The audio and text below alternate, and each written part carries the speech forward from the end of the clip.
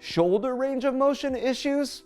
Find out a foolproof method to get that range back quickly. Hi, I'm Dr. Justin Lin, Doctor of Physical Therapy at Rehab and Revive. Stay tuned.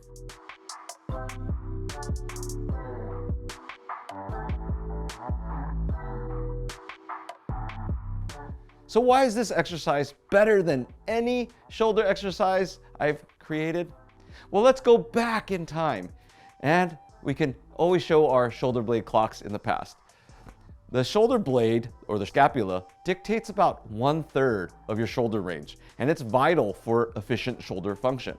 Now, you're adding a conjugate shoulder motion, locking the shoulder into internal rotation, which is what we call a closed pack position, which helps isolate it purely. It's genius, and I should pat myself on the shoulder for that. Let me show you the old shoulder blade clock first. So this is basically what it is. If we superimpose a clock, it's gonna basically, you wanna be able to hit these different ranges, 12, 6, 3, 9, and then eventually you can go clockwise.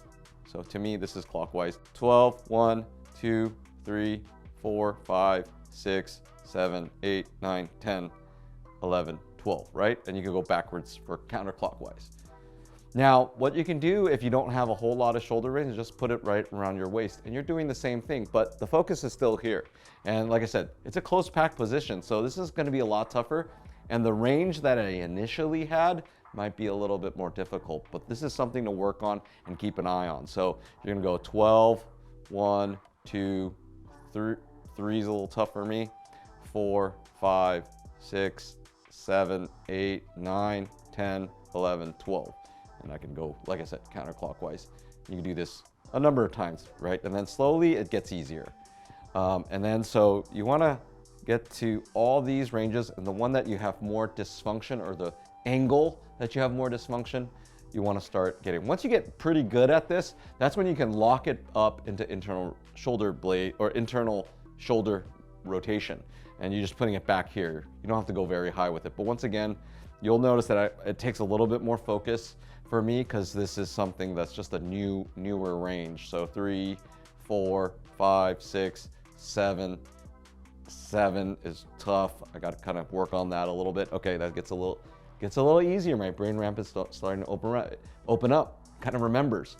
So 8, 9, 10, 11, 12. I would say 7, 8, and 9 are really poor.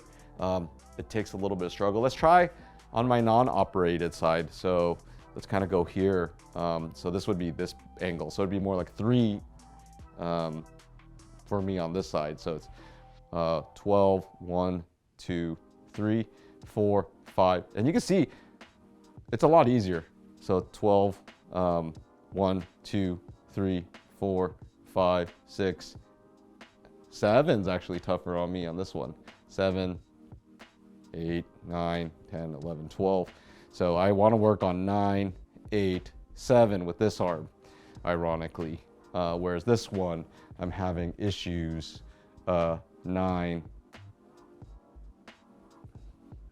7, actually 7, 8, 9 on both sides. Yeah, that's something I just figured out right now. So 9, 8, 7, I can keep working on these, right? So that's something you can do. Like I said, if this is tough, just put it out on the side. And if that is tough and you don't have the range, or it feels like there's a lot of pressure in your shoulder capsule, just go straight to regular shoulder blade clocks 101. And you can watch those on our previous videos, and we'll link that below and hopefully to the side. Let us know your thoughts on our video and leave us some love or questions in the comments box below. Please like and subscribe. We appreciate your support. I'm Dr. Lin. Remember, we heal smarter.